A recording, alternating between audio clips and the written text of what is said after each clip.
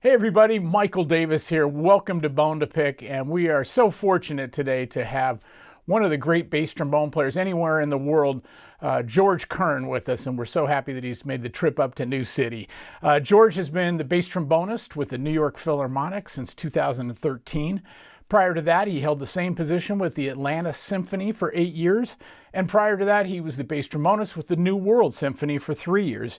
He's performed with the Metropolitan Opera Orchestra, the Boston Symphony, the Philadelphia Orchestra, San Francisco Symphony, Detroit Symphony, Cincinnati, and Hong Kong Philharmonic.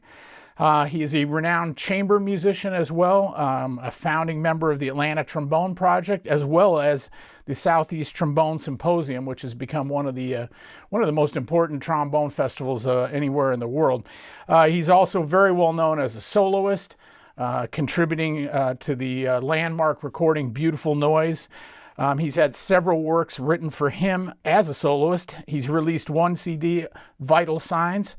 He has appeared as a soloist at the International Trombone Festival, the Slide Factory Festival, the Arctic Trombone Festival, which we should talk about because I've done that a couple of times myself, the American Trombone Festival, and also the Midwest Clinic in Chicago. He is a Shires, S.E. Shires artist, as well as having a signature bass trombone with them, right here to my right. His George Curran mouthpieces are made by Ultimate Brass, and he's on the faculty of Manhattan School of Music here in New York. George, thank you so much for making the drive up to New City. We're really happy to have you on the program. Well, thanks for having me up here, and it's a beautiful place, and you're making me sound really busy right now. I'm getting really tired as you're speaking. So, well, let's start actually from what made you get into. I know you have a background as a euphonium player, but what made you get into to music and just kind of growing up? I know you grew up in Michigan. And then ended up going to Central Michigan University. Maybe just take us through a little bit of that time in your life. Yeah, I was one of those. I know I'm busy right now. I was one of those very busy kids too. I was very into academics. I actually started as an engineering major at Michigan in Ann Arbor, okay. And looking at how things work in music school and how like the whole audition process goes, and they have pre-screens and all these things. Back during the fall of my freshman year, I was missing having something more official in the music department because I had done so much in high school. So I knocked on the professor's door in the tuba studio. I knocked on Fritz Kenzig's door and I said, "Hey, do you have any openings in your studio? Like, can I just start? Can I join?" And I credit his professionalism for like having a complete straight face and being like, "Oh, sure, just come on in next week and play something for me." So he had a full studio, but he allowed me to join. I must have shown some promise, but I got there and I was. It was like all music all the time, and I haven't really been in a situation like that, and it was a little intimidating for sure. And I think that anybody who's joining college, starting their freshman year, it's a real bit of an adjustment period. And so I was thinking, man, I'm not sure if I'm cut out for like the whole performing and everything. And so I switched to music education. And I ended up transferring to Central Michigan to save a little bit of money. They also have a nice small education department there. And I enjoyed my time there for sure too. But I had a couple of my professors go on sabbatical. Like I actually had 3 different teachers. I had never had, until I studied with John Rojak later, I never studied with anybody for more than a year or a year and a half straight. Oh, okay. Because of that. So I feel like I don't have a school of playing that I come from. I'm not coming up through like an undergrad, like 4 years, and I go study as a master's student. Anyway, the more that I got into playing and was playing in all these ensembles, I really found that I loved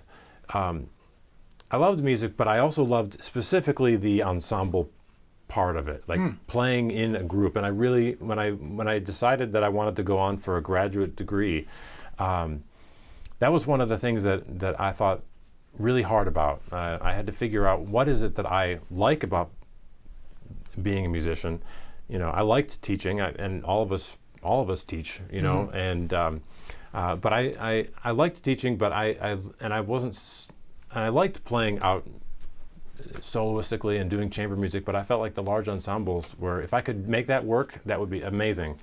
Though I wasn't super into, I didn't necessarily want to, at the time, join a military band, cut my long ponytail, all that, but at this point, sorry to interrupt you. Yeah. At this point, you were playing euphonium primarily, or also playing bass trombone at that time? I played euphonium until I was about 22. So Okay. I was like, I lost a little bit of time with my transfer, and I was doing an ed degree, and usually, so it took me a little bit longer than a normal 4-year degree, but I made well, when I was still at Michigan, Fritz Kenzig was one of my sabbatical teachers. He went on sabbatical, and Mark Fisher from the Lyric Opera in Chicago is a former, also recovering euphonium player, and he said that when he switched, he was a former Fritz Kenzig student at where Fritz was before, but he said that he gave himself like a year, and he said, I'm going to figure out how to do a recital on trombone.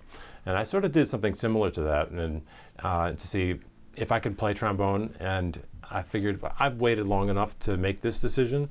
So now I'm not necessarily, I'm not ideological about saying I have to play tenor, I have to play bass.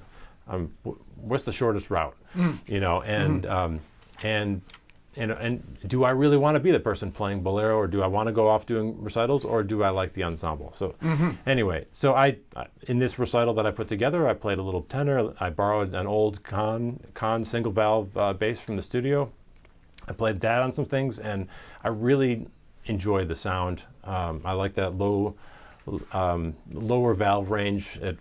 Some of it, maybe it feels a little bit more like the euphonium and the resistance, but so I just went, and I went from there, and I went to Brevard for a summer and brought my new bass trombone that I just bought, and I asked them to let me do as much as I could on it, and from then on it was great, and I got into CCM for graduate school, and What was that experience like in Cincinnati?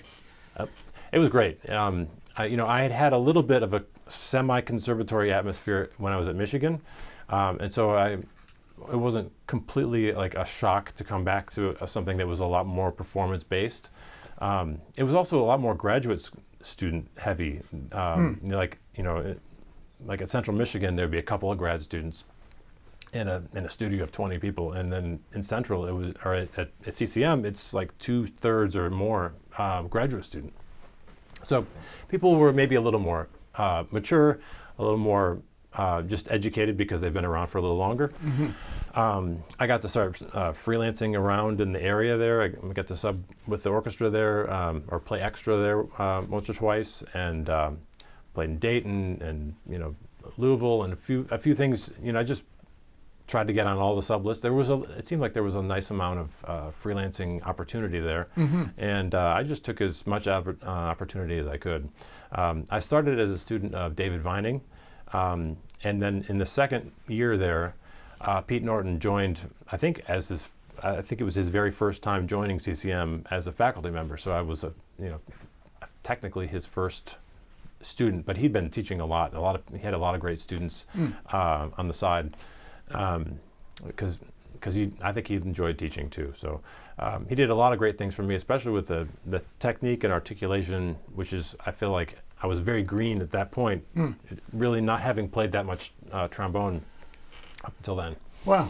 And so from there did you go directly to Rutgers after that, or that came after Cincinnati, or was there a space in there? It was freelancing and whatnot, as you described. Well, I went directly. In between my 2 years, my master's, I went to Aspen Music Festival, where I met John Rojak. Oh, okay. And he really inspired me. I felt like a very good mentor figure. He's just much more chill and relaxed, how I feel I come off anyway. And it was just all about ease of playing, and also I was really attracted to the New York scene. I mean, especially when I was in school, it felt like literally everybody had spent time in New York at undergrad or graduate school or freelancing through there. And so I had my eye on that for sure. I mean, that or Chicago or something like that. But and so I struggled a little bit with whether I should leave Cincinnati, because I finished my master's, or was finishing, and I'd gotten into Rutgers and was maybe going to go there. But I had a decent amount of like semi-regular work in some little chamber and educational things, a lot of little pickup orchestras and things like that, and I could have worked on an arts diploma if I wanted to, or just sort of venture out into doing some things. But I was by this point I'd had my share of student loans, which I'm sure a lot of people, a lot of us had. Oh, those things. Yeah, I forgot about that. I mean, and going to school now is even more complicated with that. And, daunting. Yeah. And so I felt maybe I needed to stay in school, and so I worked on an arts diploma at Rutgers with John, and he was super helpful. I was going in to see the Philharmonic and the Met, and seeing Joe Alessi's classes over at Juilliard, and and there'd be times where I'd be in town to see something, and it would sort of coincide with taking my weekly lesson down. Instead of at Rutgers, I just go into Juilliard where he teaches with the ABQ,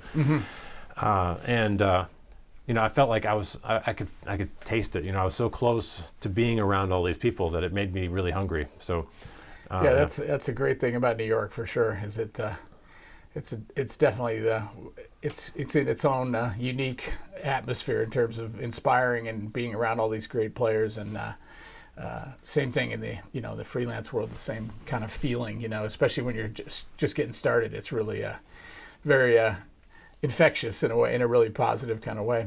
It gives you a lot of energy. I mean, you just you want to be those people. You want to play with those people. You want to be able to hang with them. Like at a level. Playing. Also, just be able to hang out with them. Sure. Yeah. But because they're especially as young students, these are kind of like your idols and people that you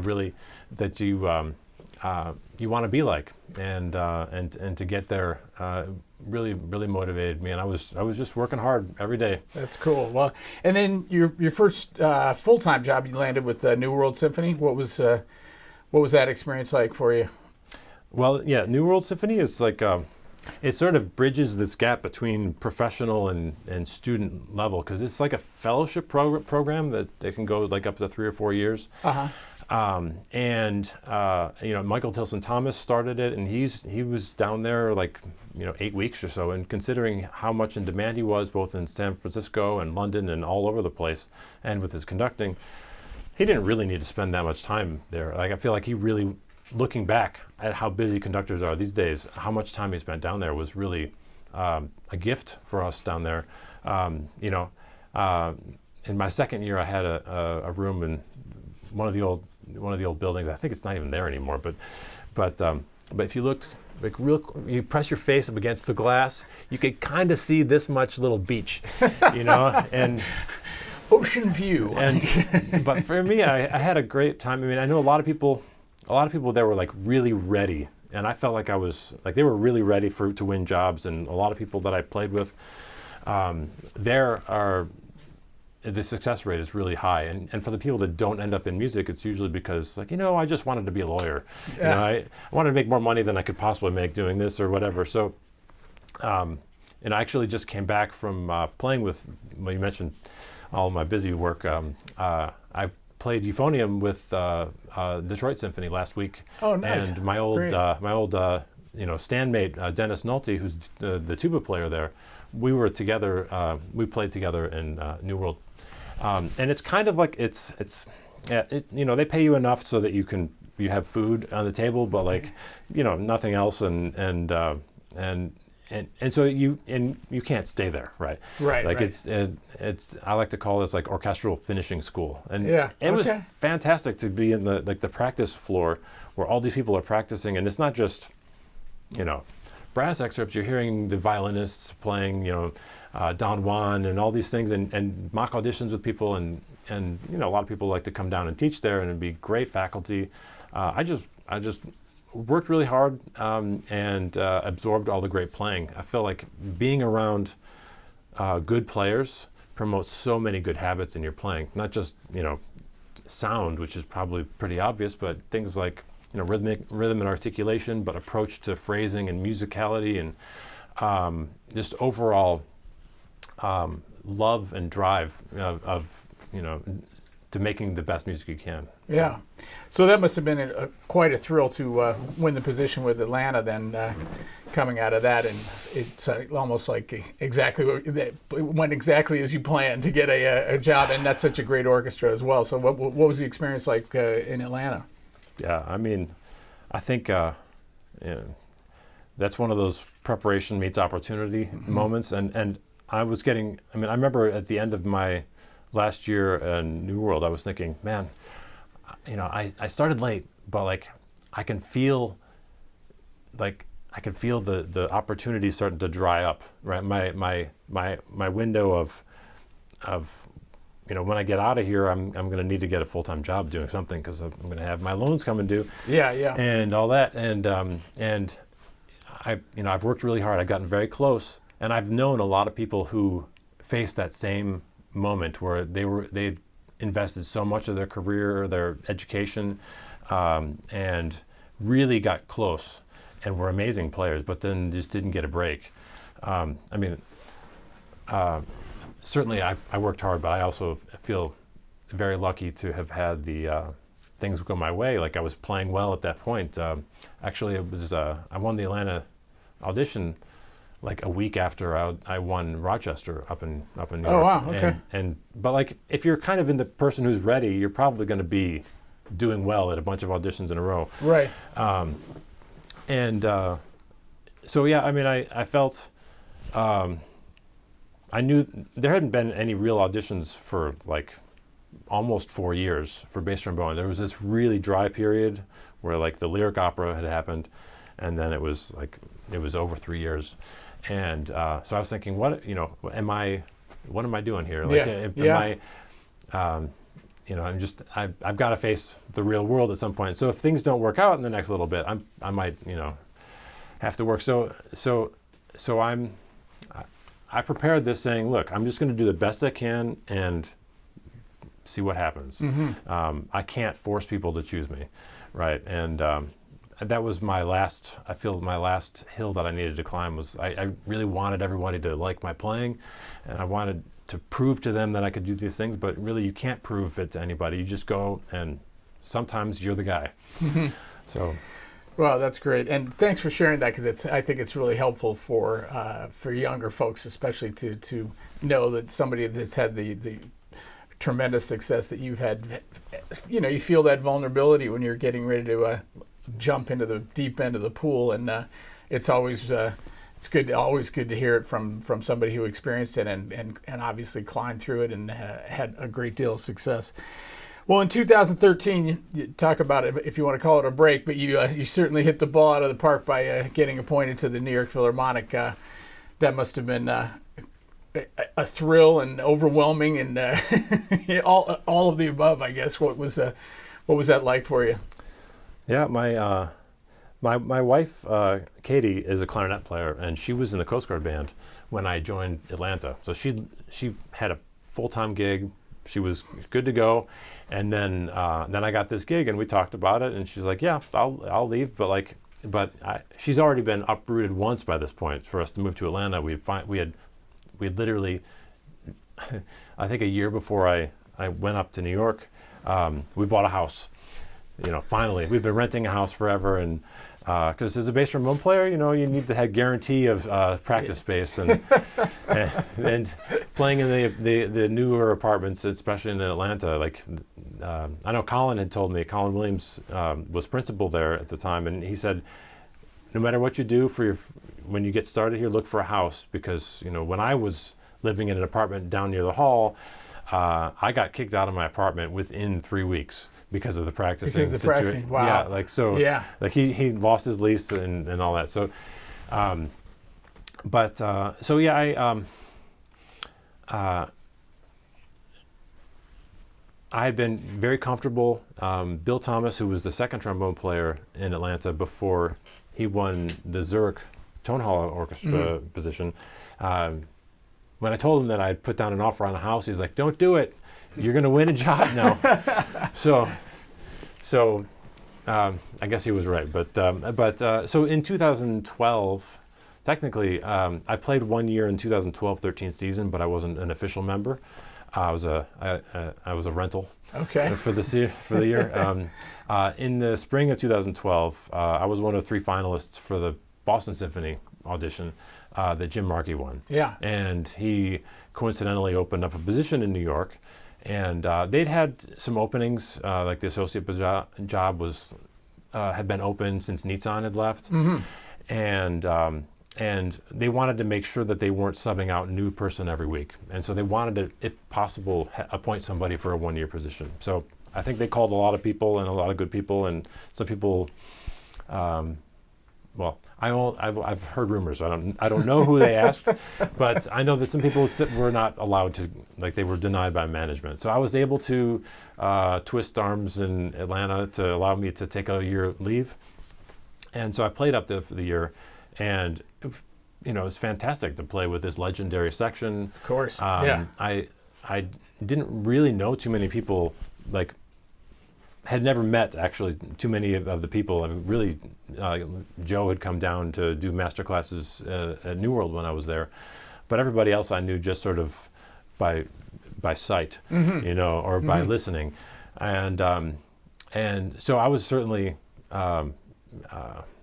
just enjoying, but also feeling that intimidation of all these legends, and so when I got there, I just said, look, I'm going to play this 1 year. I'm going to do the best I can. I know there's going to be an audition. I'll put myself in the best position to win, and we'll see. But I felt like it was very easy to play with a section. I mean, if everybody is lining up their pieces in a row and this is where the remaining spot is, then I just go right there. That, yeah. That's where it felt very easy. But not everybody can sense that in the same level. And for me, I played with a lot of different players and good sections over my time, and things like STS have really helped my education in that respect. And so when I came in there, I felt like I had a good idea about what to do. I've always felt a good similarity or affinity to playing with a tuba player. Maybe partly because of the euphonium background, but like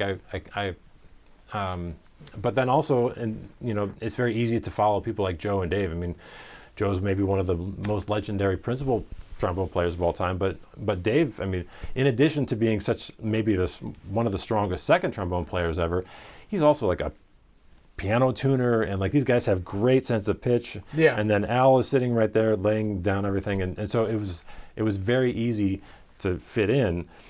And as the audition approached at the end of the season in June, I remember thinking, like as long as I can play representatively on my own, if I can get to a section round, I'm going to feel pretty good, because I feel like I know these guys playing very well. Did you have to go through the initial round, or they didn't give you a pass into semis? Or I got into semis, but I forget how this one worked, but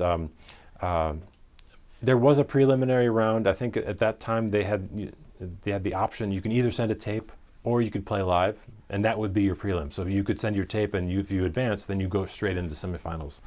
So I was given a semifinal nod, which was nice, but I mean, I still had to play a huge long list behind a screen and advance with, I'm sure that it'd be interesting, because nobody knows who played other than who they happen to see. But, it'd be always fascinating back, to be able to go back and see, okay, no, this was candidate number 1 through 10 or whatever in semifinals. Like, these are some players that were just really great. So I saw more of them in Boston. Like, we were all in the same waiting room, and it was, wow. That's got to be nerve-wracking. It was intimidating for sure. Yeah, as everyone, just good luck everyone and see what happens. Yeah.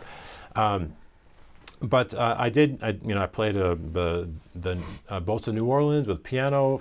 At this point, it was a solo final round, and then a nice long round of excerpts. And And then got to a final round with section, and there were 3 of us there.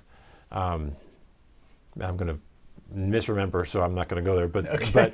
but I at that point I was just kind of really focusing on just saying, like, play with these guys like I did, and you know, I felt pretty good about it. Yeah, obviously, obviously, so did they. Yeah, no, and it's been pretty easy. I felt like I was also a good fit socially, I guess, in the section. Like I'm not. I mean, obviously, I'm sure Jim was too, and Don Harwood, and anybody going back. I just feel like I have a nice sort of, like, I'm a good bridge between the different instruments, and I'm not conflict driven. Like I don't necessarily, like, I have strong opinions of my own, but I don't feel like I need to make everybody do what I want.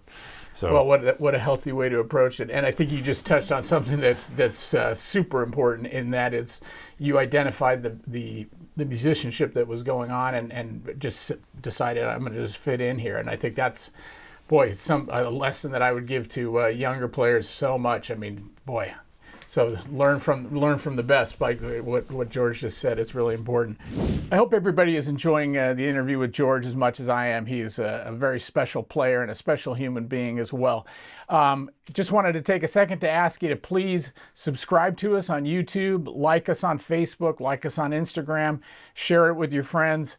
Get the word out there as much as you can about our Bone2Pick interview series. And also, very excited to announce that George has agreed to do a Hip-BoneU lesson, so that'll be available in the All Access and trombone courses on the Hip-BoneMusic site. So without further ado, let's get back to the interview with George. You touched on Joe, obviously, arguably one of probably the greatest principal trombone player, not just principal trombone player, we can just say trombone. yeah. But what is it that, I was going to ask you in a wider kind of way, what do you look for as the bass trombone player? What do you look for in a principal trombonist? And obviously Joe is the master. So, I mean, we can use him as the example of the qualities in his playing that make your role, I was going to say easier, but satisfying, and, you know, all of those things. Yeah, no, that's a great question. I'm sure that anybody who sits in a professional orchestra will have an opinion on, you know, what they need from their principal player, right? Yeah. And you know, it's kind of, I'm not sure what I think about, and sometimes it's a little bit of some heavy baggage as far as being a member of a big orchestra, is that it is a little bit of a hierarchical system, right? There has to be some organization top down, or you can't get 100 people to play, you know, a really complex passage together. You know, if everybody has their own idea, it's just kind of just everybody going whichever way. So I think you have to buy into the idea that everybody's got a certain kind of role to play, and you know, while, you know, some people think of themselves more as like principal bass trombone players or principal tuba, we're still part of the low brass section, and the way that we connect into the rest of the orchestra, I feel, is that the principal trombone and the principal trumpet have to sort of be simpatico. Yeah, they've got to be on the same page, and then they sort of distill outwards to down the line in their directions. Sort of the what's happening. So maybe the, you know, the principal trombone and trumpet they're listening to the winds here, or they're listening to the strings, or they're trying to manage what's going on from the podium. And so if I'm trying too hard to butt in and be like, hey, why don't we listen to my part more? I think it's certainly, of course, it's very important. But yeah, so the clarity of the message and consistency of the message from the principal trombone is so important. I've been playing here for now 10 years or so, and also played for 6 years with Colin Williams in Atlanta, who now is the associate in New York. So when Joe's not there, I'm still playing with Colin. Right. Which is great, because yeah. I wasn't fleeing Colin, much though he might think. We're great friends, both of them were great models. And before I'd played with Joe, I kept telling everybody, I would say, it's so great because the very first rehearsal, when we sit down, you know, whether it's a new piece or a piece that he's played 100 times, he's got a very clear sort of idea about how to play. He's very clear, both musically, if you were closing your eyes, where his pulse feels, what kind of color and taper he has in his sound. You can oftentimes just close your eyes when either of these guys are playing, and I can tell who they're listening to almost. Like I can tell that he's adjusting to the trumpet or the French horn or whatever. And then, but being clear the first time was really helpful because those of us who are playing the secondary positions, if I know that he's going to not take a breath here and blow through this phrase a little bit more, then I'm going to maybe rearrange my breathing, or I may take a quicker breath so that I don't leave a big gap there. Or if he's going to push a little bit, you know, that's fine. And you know, if I don't necessarily agree with a musical decision that he's making, sometimes I'll say, "What are you doing there?" or "Why?" It seems to me that you're making a deal about this. What are you thinking? You know, rather than saying, "I think you're rushing," or whatever. You know, that's it. As a bass trombone player, you probably think everybody's rushing because we just always play on the backside. So. But yeah, so I think that clarity of the delivery of the message, both visually here and just musically, is great. And then also one thing that I kind of noticed that Joe does a lot is that like at every break or after every show, like maybe we might do 3 or 4 shows or something, he'll say like one thing that he wants us to pay attention to, right? Like I'm sure that, you know, like every musician, like you can probably pick out 50 or more things after every show, but he picks like one thing that it's like, why don't we just focus on this, just to keep everybody kind of on the same page and not, you know, some people take their chair very seriously as far as being the principal, and they're the leader, and they feel like they need to teach the section and that they need to, you know, show their dominance or assert themselves. And I think Joe and Colin are very good at trusting us to be professional, but at the same time saying, just like, let's always keep working on something here and there. And that little tweaking is kind of infectious, where you want to stay involved. Dave is always a great colleague in that way, that he's always like, he doesn't get on your back at all. And then like Al also, like we just had a show with John Adams, the composer conductor, and you know, a lot of times it's just for him to make sure that he's lining up with the trombones, that he'll ask to play through something, or the two of us will play through something, just to make sure that he's feeling comfortable. Yeah. Well, what a great answer. And I think so important for all of us to remember how important listening is, and the fact that you approach it that way is obviously the success follows from an approach like that. And that's, I mean, I would always assume that that's the way it is with Joe, but he's, even as great as he is, he's continually looking to grow and tweak things and keep things, you know, lined up. And it's a great life lesson, really. You know, it's like just keep trying to get things better and improve on what's happening. Let's shift a little bit over to your chamber music work. Tell us a little bit about the Atlanta Trombone Project and also the Southeast Trombone Symposium that you guys founded. It's become quite the event. Yeah, I look forward to it every year. The sort of the Atlanta Trombone Project was sort of the germ of the whole thing.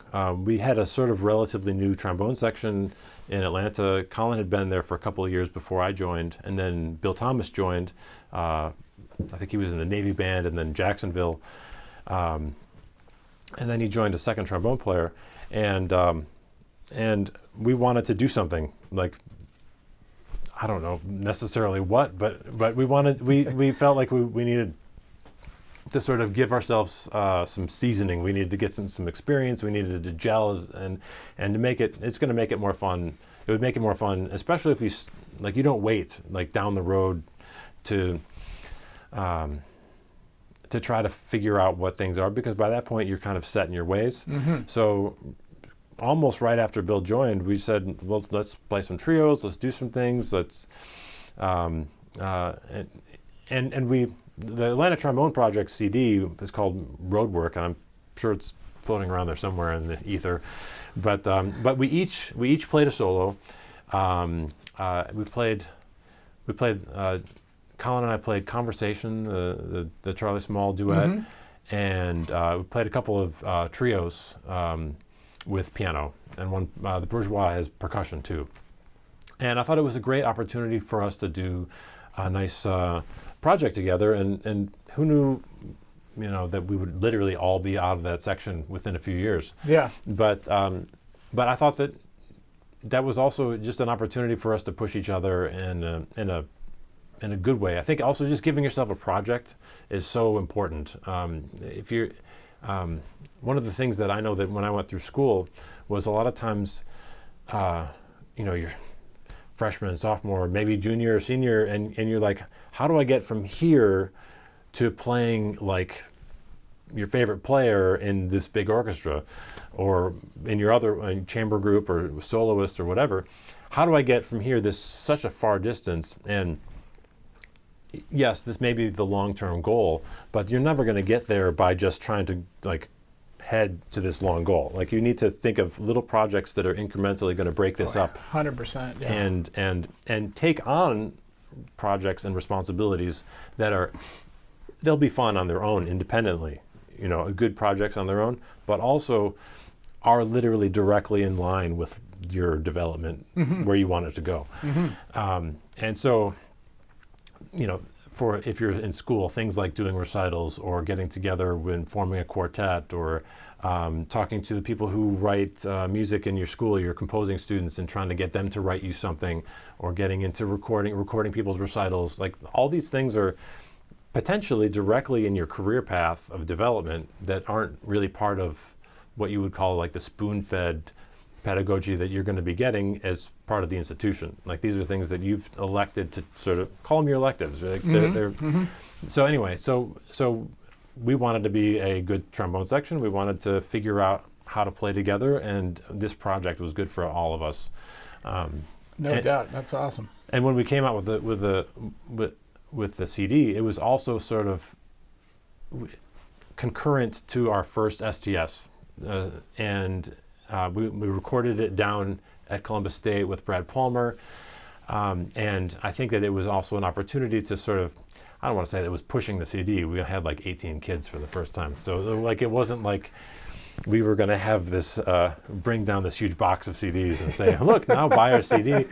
It wasn't, but it was sort of like, it was an opportunity to maybe perform some of these pieces with people, and to collaborate, and to make some product, like whether it's, I would say that every minute of STS is product. It's not necessarily a physical thing you can hand somebody, but it's something out there. I mean, nowadays it's like product can be an Instagram post, like it's just getting something out there to be doing something that's going to be relevant and not just restricted to your own practice room, practice space. So yeah. And how many years has the STS been going?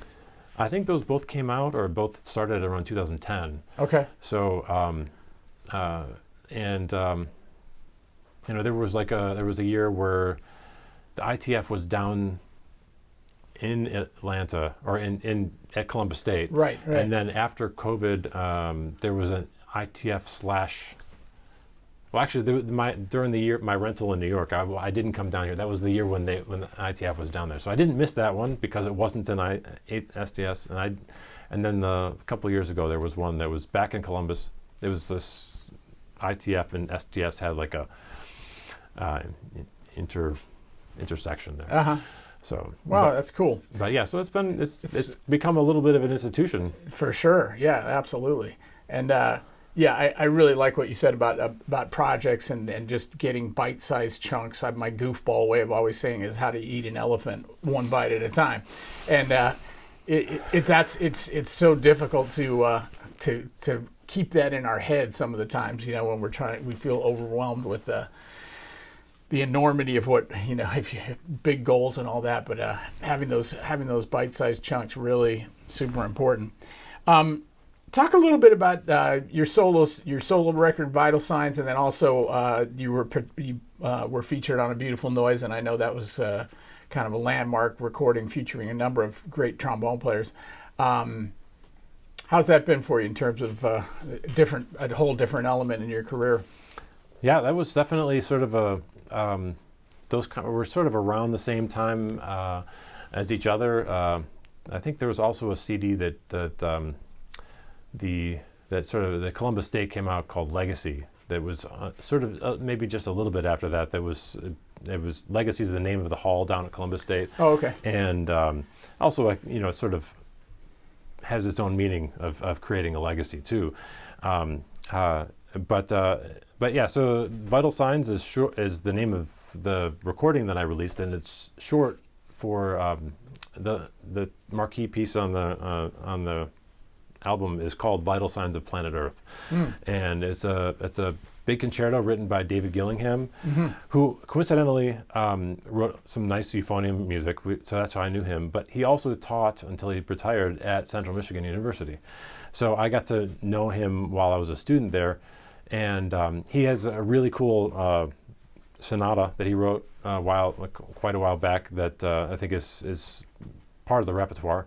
And so I asked him if he'd be willing to do something, and Bob Lindahl, the trombone professor there at Central, helped put together funding for that. And there's a band version, there's a version with piano, and it's kind of the piece is programmatic. It's in three movements, and I'm going to forget the names of them all, but there's one a movement called Heat Wave, and then there's the last one is Deluge. Like it's a the floodgates are it's almost like a disaster movie, right? And it's if we're not taking care of our planet, then these other disasters, well, believe it or not, it seems to be happening. But it's certainly a concern of mine. And the bookend at the other end of that album sort of was the same idea, but maybe a little bit more hopeful. And that was a trombone sextet with soloist written by Stephen Verhelst called Hymn for Planet Earth. Right. So it's a much more uplifting and positive take on the situation, and just like to appreciate the beauty of everything. And there were a couple other pieces on there that I thought were really nice. I recorded the Bourgeois Concerto. I did a sort of editing of the Gershwin piano preludes, which I think is really nice. Wow, yeah. I remember hearing Scott Hartman, I think on the NPR. I didn't know who it was at the time, and somebody was playing this the second movement, and so I just sat there in the car and waited for the piece to end, and I was like, this would sound great on bass trombone, down lower, but yeah, right. But well, anybody who's interested in hearing some spectacular bass trombone soloing, check out George's Vital Signs. Okay, I want to talk about this beautiful instrument right here. You and I are both artists and have signature models with SC Shires. I say it without any reservation at all. I think they make the best trombones going today, by far, actually, in my opinion. Also trumpets and all kinds of other stuff in the brass world. But tell us about the development of your horn and how that's going for you. I really enjoyed playing this horn, and actually this is the cut bell version, but I helped them develop the uncut, the one piece. So before we talk about the cut bell, just the solid piece is an excellent. It's I kind of like it because it's got a nice of a lighter flare than some of the other ones, and so it has maybe a little bit more overtones and color. But it's really solid, so you don't need to worry about it breaking up. A couple of the adjustments that I have on my horn that I maybe are a little different. Some of them are just cosmetic. Like there's no braces here, and I think that the valves oftentimes are very stuffy, and any extra bracing can deaden them a little bit more. And so I've enjoyed. I felt that was a very simple fix on there, and then a lot of the way trombones have a lot of history, and one of the things that from when we only have one valve, a lot of bass trombone players had to do what's called an E-pull, where they would pull their F valve out low and like half step basically, so that now they're playing an E in first position, so they could play a low B. Right. But so I got my pencil saver here. But Nice. Here you can see the little sleeve here, maybe. It's much shorter than you would see, which would normally be down to about here. And this is all this extra metal. And not only is this extra metal like coating here, but then there would be a longer tube that would be in there, which would be, go all the way down there. And all that extra metal, really, especially for the F valve, just makes it thuddy and dark, right? And with all the extra valving you have to go through already, it's just going to make it makes it hard enough to make the valve side of the horn as free blowing and as colorful as the open horn. And especially as bass trombone players, we don't we play half of our notes a lot of times on one of the valves, and so it's it's a really important part of that. But a couple little modifications as far as like the positioning here. This is not normally straight. This is normally straight. They've kind of custom bent that a little bit, but so I've really loved it. And then Samantha Lane one day just brings me I think it was at when ITF was at Juilliard a few years back, and she said, I'm going to be in New York, and I got a bell for you. And so I open it up, and literally it's the signature model but cut. And I said, well, I'm not sure. I haven't actually tested this. I'm not sure if I want to sign off on this, because what I'd heard from a lot of people is that if you add this extra metal, that it deadens the sound, it makes it harder to play. And so I was kind of reticent to do that. But enough time on the New York subway and my soft gig bag, like I was looking for like maybe something a little more compact than a hard case.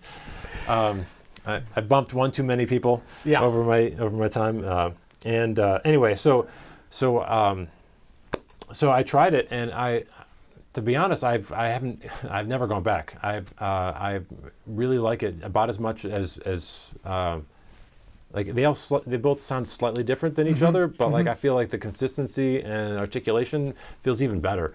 So now I'm a fan. Yeah. And absolutely. And now when I get on an airplane and people think that I have a violin with a small case, it's the first time I walked on a plane after getting my new case. The flight attendant was like, where can I put your musical instrument, sir? Like, I've never in my entire life had anybody say anything like that. So I've had, it's been nice to get that kind of treatment. So that's for great. Sure. What year did you guys this come out? Oh boy, that I think that was probably in 2015 or something like that. I'm not sure officially. So I'm sure Sam will give me a big slap across the head.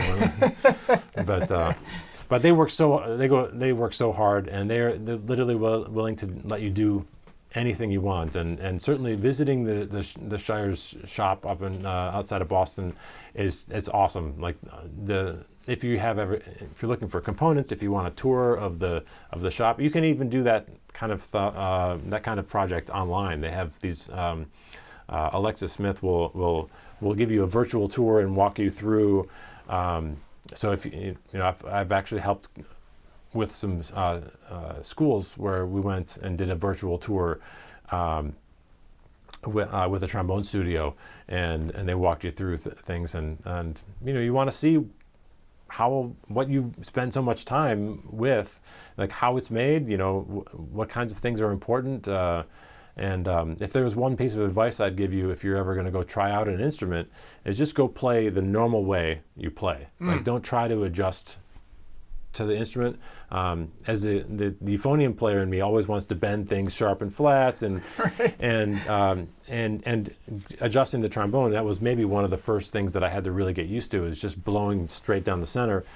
And so if you pick up an equipment and maybe you've got a thick, heavy bell that you try it on, don't try to muscle it. Just play the way you play, and then they'll say, okay, let's try this other one. And so I think that's a really fun time. I mean, if you have the opportunity to do that. Absolutely, and what they've created, Samantha and the team there is in Alexis, and it's just phenomenal how that the company's grown and what the factory is now. And I agree wholeheartedly. If you're interested at all, definitely make the trip to outside of Boston there and see this amazing thing and what they've done. And Sam's now, she's going to rule the world someday, I hope. She's doing just such great work. It's amazing. She's doing great, yeah. I've been a big fan for a long time. George, as we kind of wind down a little bit, let's talk, you talked about projects and having a project. What does the future look like for George Curran, other than obviously your position in the Philharmonic? Well, I mean, certainly a large chunk of what I'm doing is fairly set for me, right? Like every week is different repertoire with the orchestra. I want to become an even better colleague and just learn all that, as well as I can do it. I really am passionate about doing a good job, and part of it is the love for the music. Obviously, like, you wouldn't do it if you didn't like the music, but like. I respect the colleagues so much that there's so many amazing players. I want to make sure that they're having as good a day as I can help them have. What a great attitude! Well, that's fantastic. And I'm really enjoying working at the Manhattan School of Music. They've afforded me a lot of opportunities there. I've been able to pretty quickly build up a good studio there, and I enjoy that and trying to get those guys out.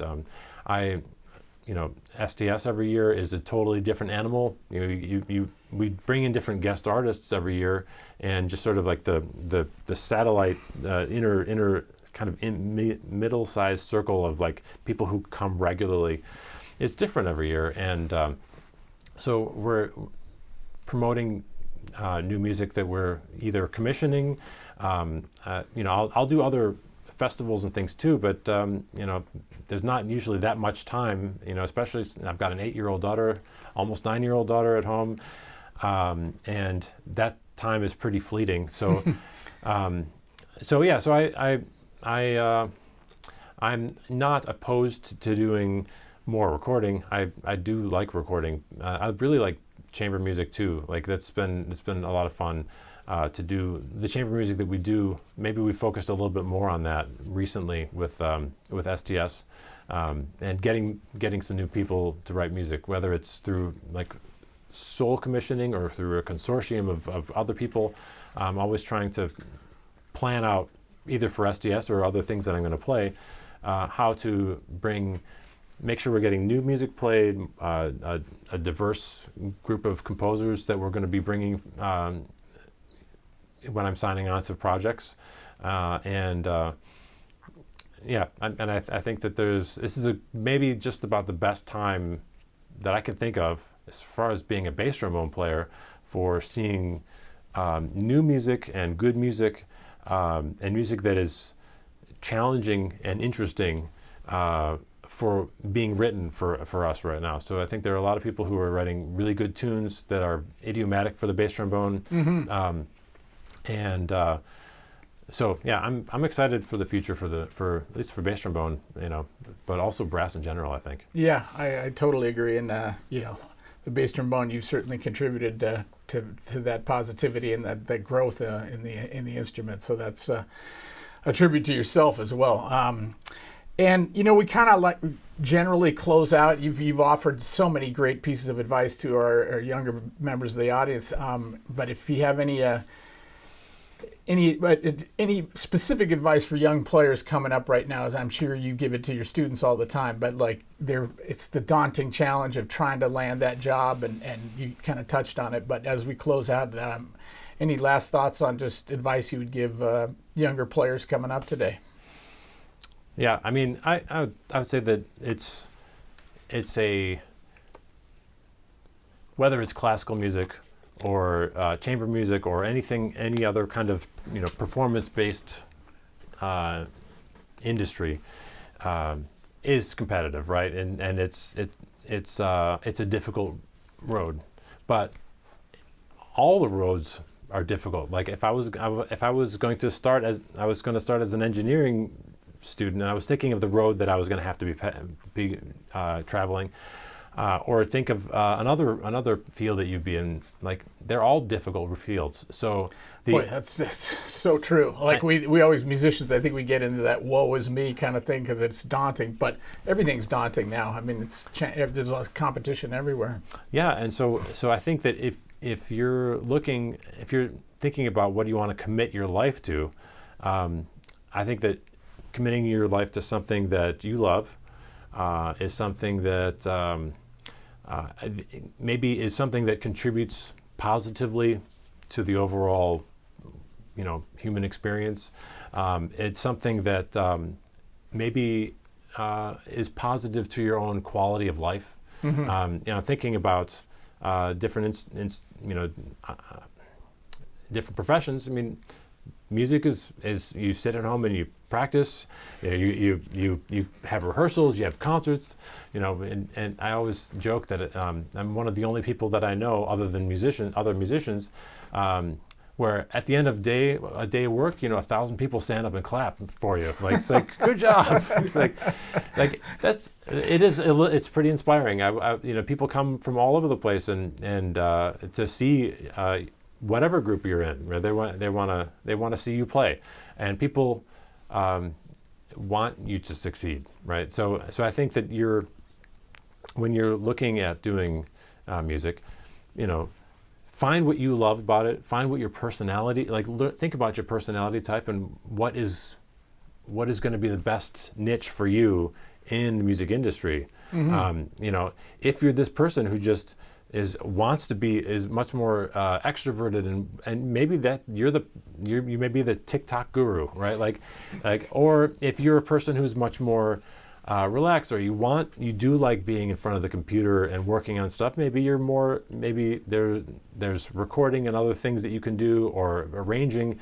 I mean, certainly if you're using music notation software, there's a lot of that opportunity. If you're a composer, those kinds of things require a lot of tech savvy, mm-hmm. right? And for sure. And you can become a resource for a lot of other people. So I think looking at possibilities rather than limitations is going to set you up for a much more successful and happy musical career, and also just to surround yourself by the best people that you can. And that's kind of a broad thing, but if you're talking about playing, professional level playing, if you're playing in a quartet or quintet and you've got people that all sound great, that's going to make you play better, right? Absolutely. Yeah, for sure. And if you're around good people who are motivating people, who are positive people, they're going to make you work harder. They're going to make you a better person. I've went to a bunch of schools, and I've played with in a bunch of different kinds of studios with different instruments, and it wasn't always necessarily the best player in the studio wasn't necessarily the person I wanted to play with, because maybe they were kind of a jerk, mm-hmm. Or maybe they were going to look at me and they're going to be like, you're just some dumb freshman and I don't care, I'm not going to invest my time with you. You want to find your compatriots that are going to be sort of with you but also pushing you. Yeah. And to be honest, a lot of those people you end up playing with outside of school, once you're done, you run into those people, you may end up all teaching at different colleges, and then all of a sudden you're visiting each other and playing together. It's like these friendships that you make back in school. I mean, I'm sure you'd agree that you run into these people in the industry all the time. Without question, no doubt about it. So I think just leading by example, being of service to people, and just trying to sing your heart out as much as you can, and working hard, right? Like take this as a serious profession and not just like band plus some practice. Yeah. Right. Yeah. Like so just make sure that you're taking yourself seriously and you're saying, what